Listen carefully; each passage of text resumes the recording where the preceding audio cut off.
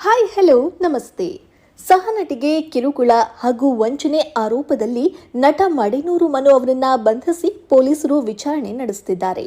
ಇಂದು 3ನೇ ಎಸಿಎಂಜೆ ನ್ಯಾಯಾಧೀಶರ ಮುಂದೆ ಪೊಲೀಸರು ಆರೋಪಿಯನ್ನ ಹಾಜರುಪಡಿಸಿದ್ದು, ನ್ಯಾಯಾಧೀಶರು ಆರೋಪಿ ಮನುಗೆ 14 ದಿನಗಳ ಕಾಲ ನ್ಯಾಯಾಂಗ ಬಂಧನ ನೀಡಿ ಆದೇಶಿಸಿದ್ದಾರೆ.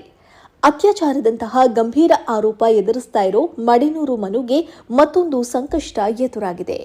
ಮಡೆನೂರು ಮನು ಬಂಧನದ ಬಳಿಕ ನಟ ಶಿವರಾಜ್ಕುಮಾರ್, ದರ್ಶನ್, ಧ್ರುವ ಸರ್ಜಾ ಅವರ ಬಗ್ಗೆ ಕೆಟ್ಟದಾಗಿ ಮಾತನಾಡಿದ್ದಾರೆ ಅನ್ನೋ ಆಡಿಯೋ ವೈರಲ್ ಆಗಿತ್ತು.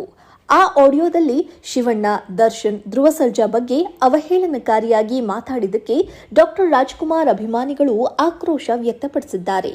ಶಿವಣ್ಣ, ದರ್ಶನ್, ಧ್ರುವ ಸರ್ಜಾ ಅಭಿಮಾನಿಗಳ ಆಕ್ರೋಶದ ಬೆನ್ನಲ್ಲೇ ನಟ ಜಗ್ಗೇಶ್ ಅವರು ಈ ಬಗ್ಗೆ ತೀಕ್ಷ್ಣವಾದ ಪ್ರತಿಕ್ರಿಯೆ ನೀಡಿದ್ದಾರೆ.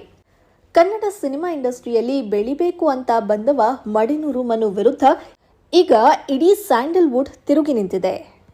ಮಡೆನೂರು ಮನು ಮಾತುಗಳು ಎನ್ನಲಾಗ್ತಾ ಇರೋ ಆಡಿಯೋ ಒಂದು ವೈರಲ್ ಆಗಿದ್ದು, ಆ ಆಡಿಯೋದಲ್ಲಿ ಕನ್ನಡ ಚಿತ್ರರಂಗದ ಸ್ಟಾರ್ ನಟರ ಬಗ್ಗೆ ಅತ್ಯಂತ ತುಚ್ಛವಾಗಿ ಅಹಂಕಾರದಿಂದ ಮಾತನಾಡಿದ್ದಾರೆ. ಶಿವರಾಜ್ಕುಮಾರ್, ಧ್ರುವ ಸರ್ಜಾ, ದರ್ಶನ್ ಬಗ್ಗೆ ಇವರೆಲ್ಲ ಸ್ವಲ್ಪ ದಿನವೇ ಇರ್ತಾರೆ, ಇನ್ಮುಂದೆ ನಾನೇ ಹೀರೋ ಅನ್ನೋ ಅರ್ಥದಲ್ಲಿ ಮಾತನಾಡಲಾಗಿದೆ. ಇದರ ಬೆನ್ನಲ್ಲೇ ಮಡೆನೂರು ಮನು ವಿರುದ್ಧ ಎಕ್ಸ್ ಖಾತೆಯಲ್ಲಿ ನಟ ಜಗ್ಗೇಶ್ ಕಿಡಿಕಾರಿದ್ದಾರೆ. ಒಂದು ಗಾದೆ ಮಾತು ನೆನಪಾಯಿತು.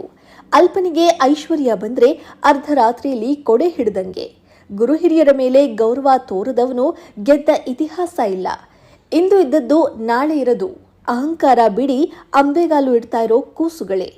ಆಯುಷ್ಯ ಬರೆಯೋದು ಬ್ರಹ್ಮ, ಚಿಲ್ಲರೆ ಮನುಷ್ಯರಲ್ಲ. ಇಂದಿನ ಚಿತ್ರರಂಗದ ಅಸಹ್ಯ ಕಂಡು ದುಃಖವಾಯಿತು.